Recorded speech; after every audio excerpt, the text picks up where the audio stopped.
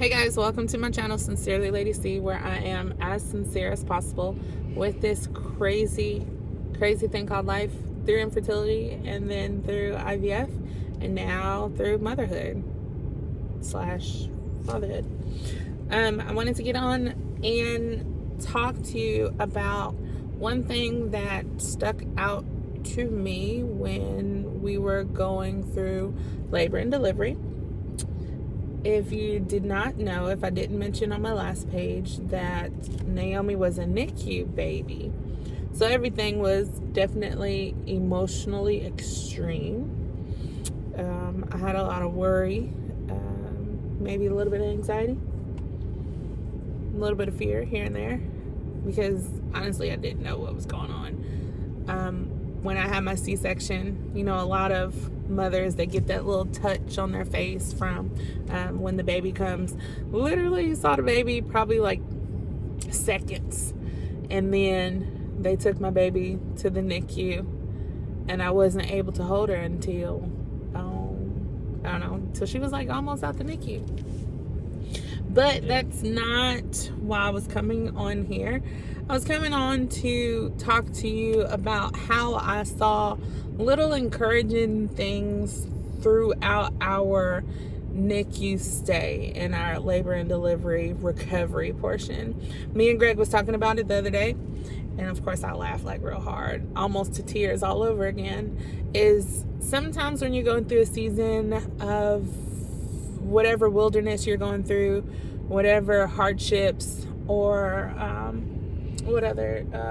a loss or something traumatizing, that season you can still find God in there. You can still find the lily in the valley. You can still find your a peace of mind that God is still with you. Because when we were in recovery, right, every now and then we would belly laugh at something. Of course, like, I really couldn't belly laugh, but because, you know, C-section, you cut open.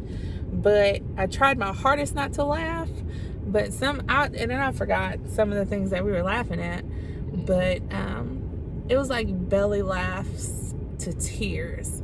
And then we talked about it, and we considered that as God dropping some moments of laughter, because a merry heart is like a medicine, and he let us laugh through one of the most scariest moments of my life.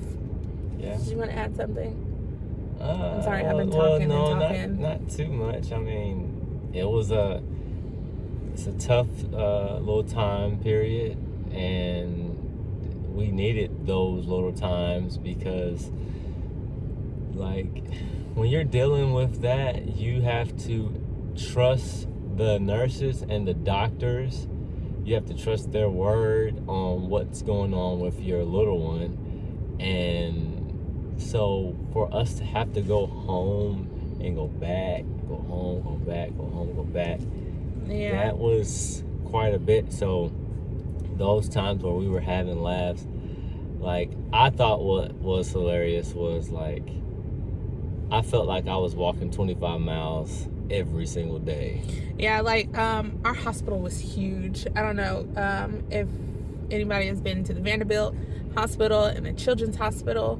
So I was like in Vanderbilt, and the baby was like in the Children's Hospital. So I felt like it was miles away, and Gregory was wheeling me up hills and down hills. And we kind of, after all of that, I felt like we worked at Vanderbilt. I really felt like I lived there. So now that me and Naomi go, everybody just goes back and forth to Vanderbilt for her outpatient doctors, I feel like I'm back at home sometimes. But yeah, so I was on here to definitely, when you're going through some hardships, find those little moments to laugh, although it's a terrible situation. Like when Greg mentioned how we had to go back and forth to the Children's Hospital, y'all, we was going up there like at 2 a.m. and 3 a.m. just to avoid traffic.